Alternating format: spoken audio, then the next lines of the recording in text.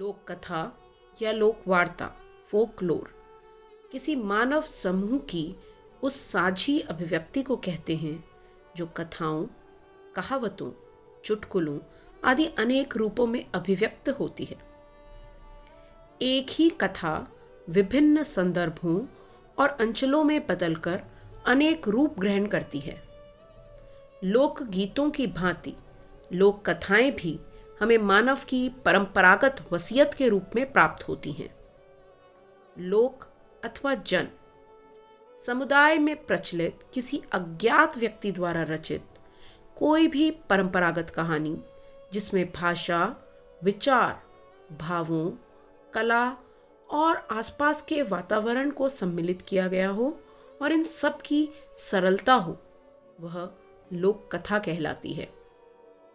अर्थात हम कह सकते हैं कि लोक कथा परंपरा से जन सामान्य में प्रचलित कथा को कहते हैं।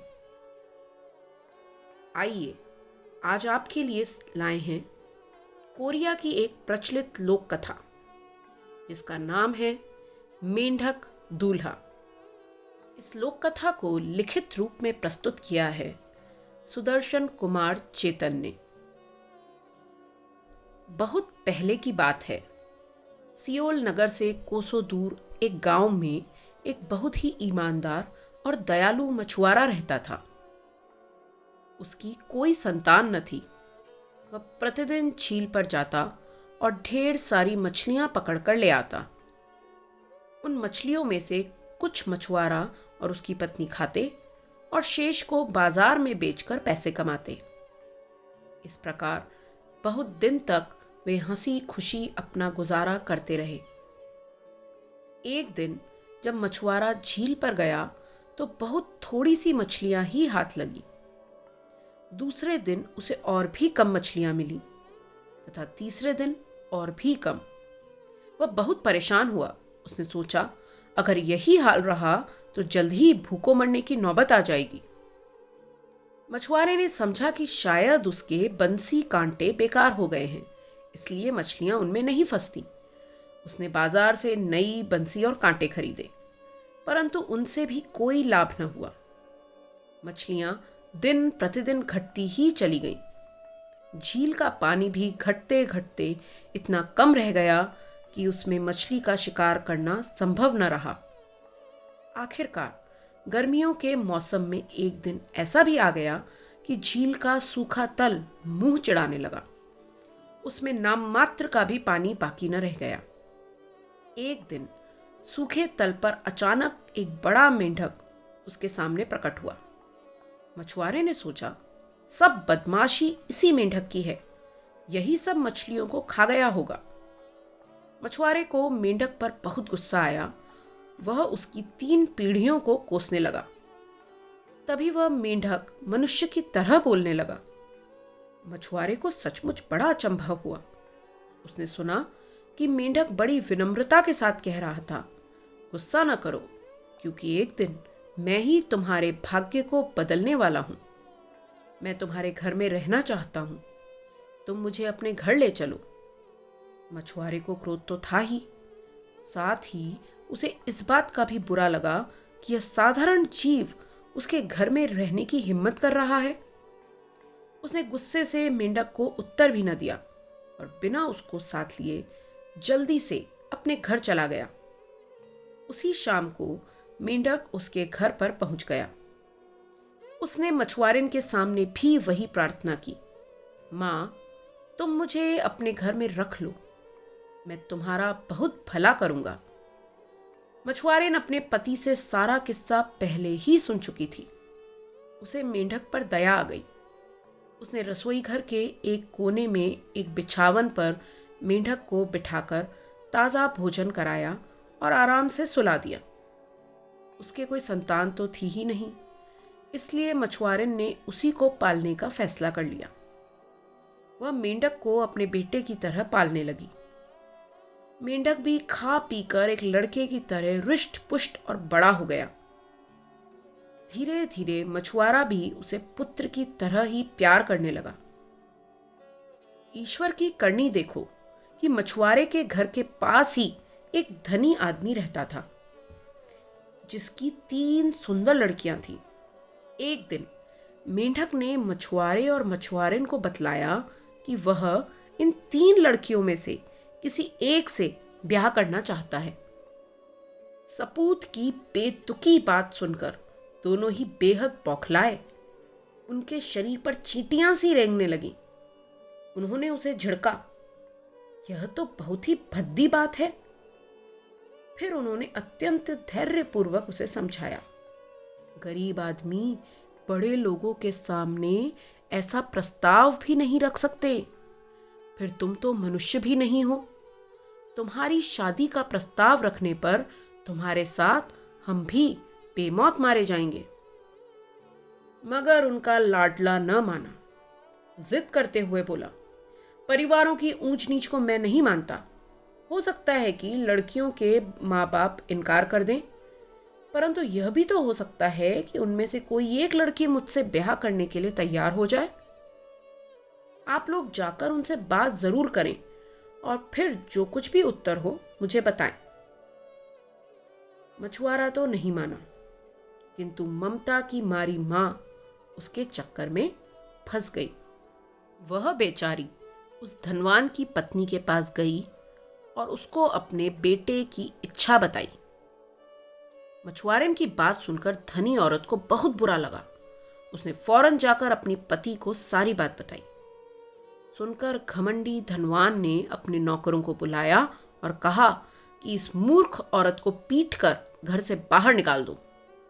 बेचारी मछुआरिन पिट पिटाकर घर लौटी और दुख भरी आपबीती अपने लाडले मियां मेंढक को सुना दी। सुनकर मेंढक बोला, मां, मुझे बड़ा खेद है कि मेरे कारण तुम्हारी यह दशा हुई, लेकिन तुम अब अधिक चिंता न करो। अब तुम देखना कि कल क्या होता है। इतना कहकर वह घर से बाहर चला गया। बाहर जाकर उसने कहीं से आकाश में ऊंचा उड़ने वाले एक बाज पक्षी को पकड़ा और घर ले आया। आधी रात को उसने एक डिबरी जलाकर उसे बाज के एक पांव से बांध दिया तथा उसे लेकर चुपचाप धनवान व्यक्ति के घर की ओर खिसक गया। उसने एक लंबी डोरी बाज के दूसरे पांव में बांधी और पेड़ पर चढ़ गया। यह पेड़ काफी ऊंचा था तथा धनी व्यक्ति के मकान से सटा हुआ था। तब उसने डोरी का एक सिरा कसकर पकड़ लिया और बाज को धनवान के मकान के ऊपर उड़ा दिया। ज्यों ही पक्षी मकान के ऊपर उड़ा, त्यों ही पेड़ पर बैठे हुए मेंढक ने गंभीर कड़कती आवाज में घोषणा की, इस घर का मालिक कान खोल कर सुन ले और सावधान हो जाए, क्योंकि मुझे स्वर्ग के स्वामी ने स्वयं आदेश सुनाने के लिए भेजा है। फिर उसने और भी कड़कती आवाज में कहा, मूर्ख, आज तुमने एक शादी के प्रस्ताव को अस्वीकार किया है, इसलिए तुम्हें उस घमंड की सजा मिलेगी। मैं तुम्हें अपने फैसले पर फिर से विचार करने के लिए सिर्फ 1 दिन का समय देता हूं। अगर तुम कल शादी के प्रस्ताव को मंजूर कर लोगे तो तुम्हें माफ कर दिया जाएगा, वरना तुम्हारा, तुम्हारे बंधुओं का तथा तुम्हारे बीवी बच्चों का पूरी तरह सर्वनाश कर दिया जाएगा। होशियार। अर्धरात्रि में यह आकाशवाणी सुनकर घर के लोग चकित हो गए। उन्होंने मकान की खिड़कियां खोलकर बाहर झांका कि आखिर बाहर हो क्या रहा है।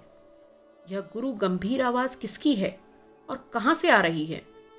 उन्होंने जब आकाश की ओर नजर उठाई तो देखा कि एक मध्यम रोशनी उनके घर के ऊपर चक्कर काट रही है। वे लोग बुरी तरह भयभीत हो गए। धनवान व्यक्ति फौरन बाहर निकला और सहन में आकर अत्यंत विनयपूर्वक घुटने टेक कर बैठ गया तथा आकाश की ओर निहारने लगा। वह मानो दया की भीख मांग रहा हो। अपने शिकार की दयनीय दशा को देखकर होशियार मेंढक बड़ा प्रसन्न हुआ। उसने समझ लिया कि अब मेरा काम सिद्ध हो गया है। उसने झट से डोरी का सिरा हाथ से छोड़ दिया। थोड़ी देर में ही जलती हुई डिबरी के साथ बाज आकाश की ओर ऊंचा उड़ गया। रोशनी को धीरे धीरे आकाश की ओर जाते देखकर धनवान को विश्वास हो गया कि उसने थोड़ी देर पहले जो कुछ भी सुना वह आकाश देवता के संदेशवाहक का ही कथन था। उसने ईश्वरीय आदेश का पालन करने का फैसला कर लिया और तय किया कि वह अपनी एक पुत्री का विवाह अवश्य ही मेंढक से कर देगा। अगले दिन प्रातः ही धनी व्यक्ति सीधा मेंढक के माता पिता के पास पहुंचा और अपनी पहले दिन की बदतमीजी के लिए हाथ जोड़कर माफी मांगने लगा। उसने कहा, मैं मेंढक को खुशी खुशी अपना दामाद बनाने के लिए बिल्कुल तैयार हूं। मेंढक राज तो प्रसन्न हुआ ही, मछुआरा और मछुआरिन भी बहुत प्रसन्न हुए तथा शादी की तैयारियां करने लगे। उधर धनवान ने अपने घर जाकर सबसे पहले अपनी बड़ी लड़की से मेंढक के साथ ब्याह करने के लिए पूछा। इस बात को सुनकर लड़की को बड़ा अपमान महसूस हुआ तथा पिता पर गुस्सा आया। वह बिना कुछ उत्तर दिए भागकर अपने कमरे से बाहर निकल गई। तब उसने दूसरी पुत्री को बुलाया तथा उससे मेंढक की पत्नी बनने के बारे में पूछा। सुनकर वह भी बुरा मान गई तथा बिना कोई शब्द बोले वहां से चली गई। अंत में उसने अपनी सबसे छोटी बेटी को बुलाया और उसको समझाने लगा, तुम सबने रात को आकाशवाणी सुनी ही थी बेटा। तुम्हारी दोनों बड़ी बहनों ने मेरी प्रार्थना को ठुकरा दिया है।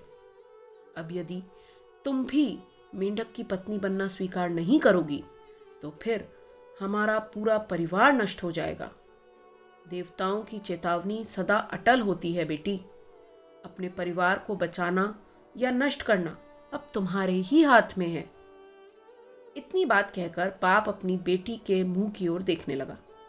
लड़की सोच में डूबी थी और पिता के प्राण गले में अटके हुए थे।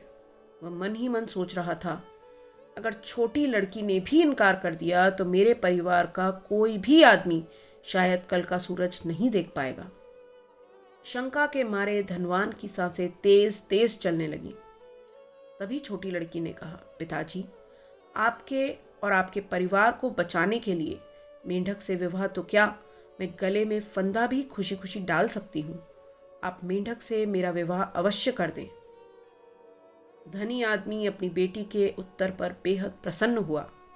अगले ही दिन बड़ी धूमधाम से विवाह हो गया। इस अनमेल और अद्भुत शादी को देखने लोगों की भीड़ उमड़ पड़ी। जब रात हुई तब अकेले में मेंढक ने अपनी दुल्हन से कहा, एक कैंची ले आओ। दुल्हन कैंची ले आई। मेरी पीठ के ऊपर से मेरी खाल को काट दो। यह बात सुनकर दुल्हन को भारी अचंभा हुआ। डर के मारे उसने पहले तो खाल काटने से इनकार कर दिया, परंतु दूल्हे राजा के बार बार जोर देने पर उसने खाल को बीचों बीच से सीधा काट दिया। खाल के कटते ही चमत्कार हुआ। खाल के अंदर से एक बहुत ही सुंदर और तंदुरुस्त नौजवान निकलकर खड़ा हो गया। सुंदर तथा जवान दूल्हे को देखकर लड़की बेहद खुश हुई। अगली सुबह वह फिर अपनी खाल के अंदर चला गया। इस प्रकार किसी को कानो कान भी पता न चला। सुबह बड़ी बहनें छोटी का मजाक उड़ाकर अपमान करती रहीं कि तेरा दूल्हा तो एकदम निखिद्ध है। वे उनको ताने देने लगी कि तूने मेंढक से शादी क्यों की, परंतु छोटी बहन ने उनकी बातों पर ध्यान ही नहीं दिया। दोपहर के समय घर के सभी मर्द तीर तरकस लेकर घोड़ों पर सवार हुए और शिकार को चल दिए। मेंढक पैदल ही उनके साथ चल दिया। उसके पास शिकार करने के लिए कोई हथियार भी न था। दिन भर इधर उधर भटकने पर भी किसी के हाथ कोई शिकार न लगा। उन्हें अव्वल तो शिकार मिला ही नहीं, अगर मिला भी तो हर बार निशाना चूक गया। आखिर थक हार कर सभी को खाली हाथ वापस होना पड़ा। ऐसी स्थिति में मेंढक महाशय को अपना महत्व दिखाने का अच्छा खासा मौका मिल गया। उसने मन ही मन फैसला किया कि आज वह चमत्कार दिखाकर लोगों को यह महसूस करा देगा कि वह दीनहीन मेंढक नहीं बल्कि कुछ और ही है। जब निराश होकर सब लोग वापस चले गए तब दूल्हा मेंढक की खाल में से बाहर निकला। वह एक बार फिर खूबसूरत नौजवान बन गया था। उसने हवा में अपना हाथ इधर उधर घुमाया। हाथ घुमाते ही एक सफेद बालों वाला बूढ़ा कहीं से प्रकट हो गया। खूबसूरत नौजवान के रूप में मेंढक ने बूढ़े को आदेश दिया, 100 हिरन लाओ। बूढ़े ने पलक झपकते ही 100 हिरन हाजिर कर दिए। अब नौजवान ने फिर अपनी मेंढक की खाल ओढ़ ली और हिरनों के झुंड को हाँक कर घर की ओर चल दिया। घर पर पूरे 100 हिरन देखकर सभी को आश्चर्य होने लगा। लोग हैरान थे कि हम तो एक भी हिरन मारकर नहीं ला सके, जबकि ये मेंढक थोड़ी सी देर में पूरे 100 जिंदा हिरन घेर कर ले आया।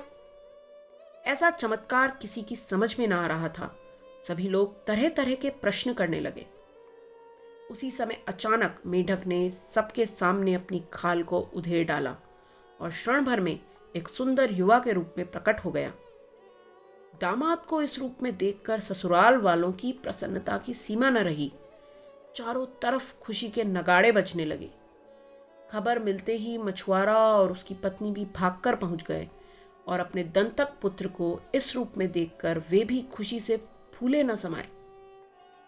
सुंदर नौजवान ने हिरनों को मुक्त कर दिया तथा स्वयं सबसे विदा लेकर अपनी दुल्हन को कंधे और माता पिता को बाहों पर बिठाकर देवलोक की ओर उड़ चला। सब लोग धरती पर खड़े उन्हें आकाश की ओर जाते हुए दूर तक देखते रहे। ईमानदार मछुआरे को देवलोक का सुख मिला। घमंडी धनवान का गर्व चूर हुआ और विनम्र लड़की को आकाश लोक का बहुत सुंदर पति मिल गया।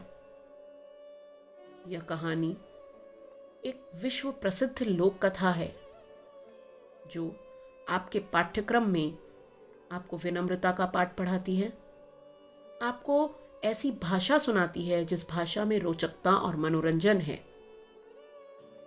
आप विश्व की विभिन्न लोक कथाओं का समय समय पर आनंद लें, उन्हें खोजें और पढ़ें। कहानी को सुनने के लिए आप सभी का आभार।